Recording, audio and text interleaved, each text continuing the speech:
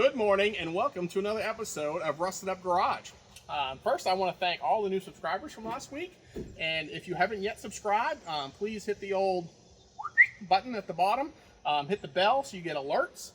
Share this sucker with your friends. We're really trying to get this channel to grow.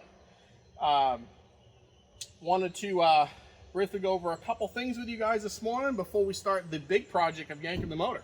So, for starters, look what came in. Bezels. Oh yeah, I mean that really just brought her in. I mean, she's real nice. Big thanks to the junkyard up in Indiana, I think, who actually had these suckers in stock. Who would have thought? But yeah, they came in and they look great. So another couple things I wanted to show you guys is I had a couple questions about the temporary plugs that we put in for the freeze plugs. So again, this was the original freeze plug that popped out. These are the fix-a freeze plugs. You can get them at the local store. They're not the greatest. They'll get you by. I wouldn't leave them in the engine. But basically, you just shove them in and tighten the bolt up. And that's how those work. So, pretty cool, huh? So, moving forward, let's open up the old power burner. Okay, so as y'all know, our plans are to remove on everything, and we're going to come back in with a twin turbo. There'll be a 408 when we're finished with it. So what we really got to do today is we've got to remove on the motor and transmission and get all this just basically out of here today. That's kind of where we're at. I did want to share a couple things with you. If you're doing a job similar to this that might actually help you out, is like when you pull the drive shaft out, they'll leak all the transmission fluid out when you lift these suckers out because it's just a big open throat. All the fluid comes out.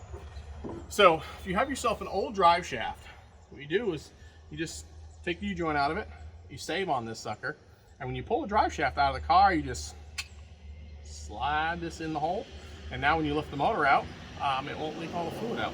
So kind of like a little tech tip. A second tech tip, if you're removing on your hood like we're going to be doing, and you want to put this sucker right back, an option is you can take your little screwdriver and you can kind of make yourself a little score mark of where the hood hinges sit.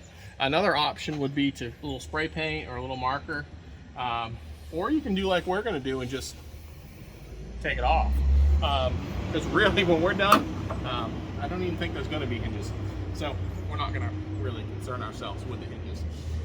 So we are going to do something new today. Also, we're going to do a little time lapse. That'll be new for the channel. Zach is going to pick up some stellar music for you guys to listen to while we're doing this. And our plan is to get this thing knocked out this morning, because I can tell you right now, it is hotter than a wood stove during sap season. And that is pretty freaking warm, if you don't know. But I guess, first things first, we're going to remove on the hood. I'm going to have to get my trusty assistant, Zach, to put his camera down. And we're gonna yank the hood off, and he's gonna climb underneath. I'll start on the top, and I'll pop in and out as we're doing this. I think we got everything ready to go. I mean, really, all we really need is a pair of snuts and an adjustable wrench. I mean, we should be able to do everything.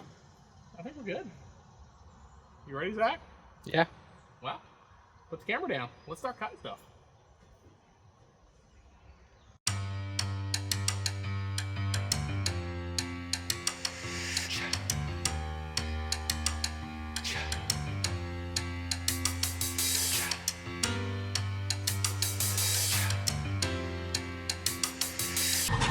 I can talk to this thing, I think. There is an extra bolt on these hoods, right here on the side. I mean, I don't know how well they're going to hear you. why? Why would they do that to me?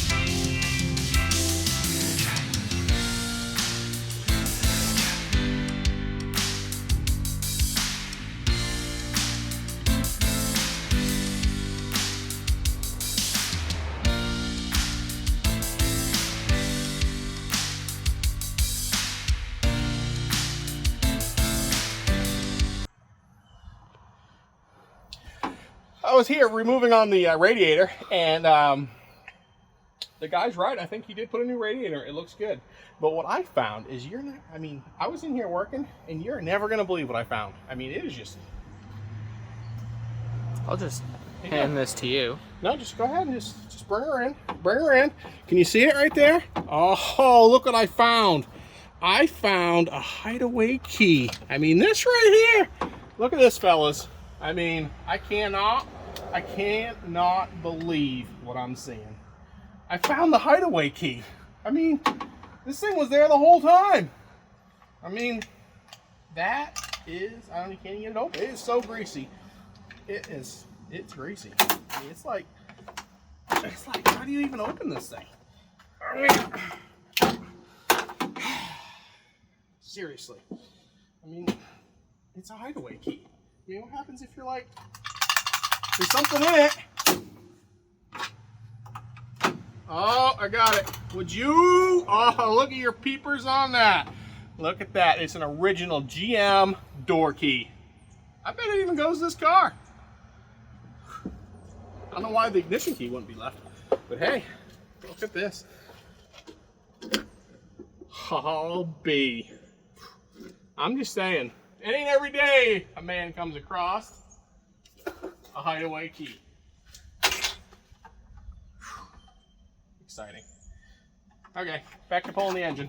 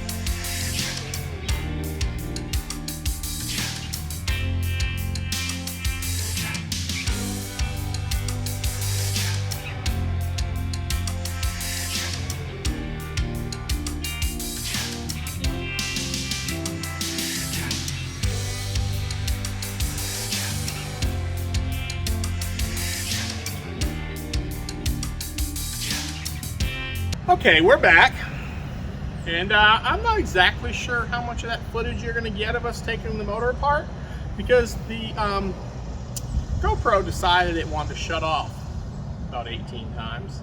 I'm starting to understand why people don't really like GoPros that much.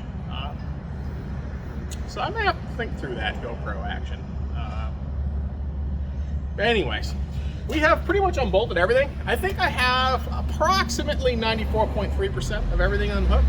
I do know some starter wires are not unhooked because I just didn't feel like unhooking them underneath the car. I figured, you know, as we snugged her up a little bit, I could just clip on them. And, but other than that, I mean, I think she's pretty much ready to come out. Cross members out, motor mount bolts are out. My wife is out. I mean, it's just a day. So I think I'm gonna go ahead and get the the Motor Lifter 3000 over here. And we're gonna go ahead and just pluck on the motor and give her a jiggle, and you know,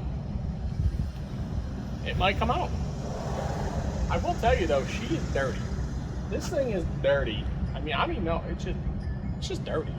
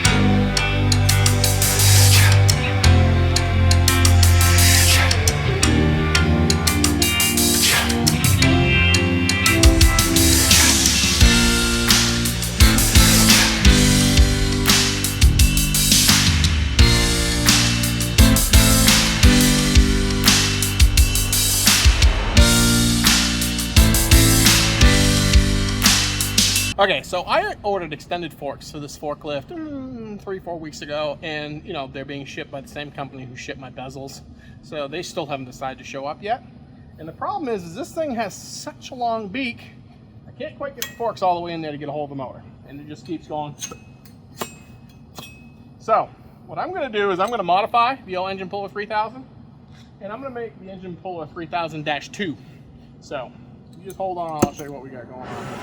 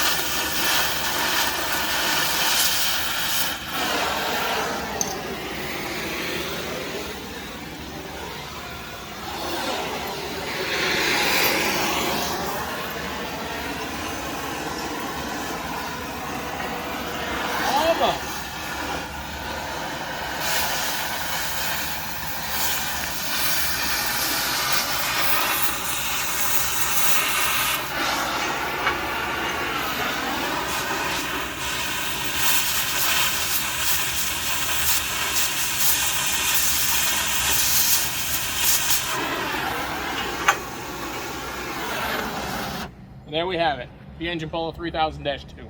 Okay, after about 633 tries later, I think we finally got what we need to pull the motor. So she's all hooked back up. We're gonna give her the old and see if she comes up out.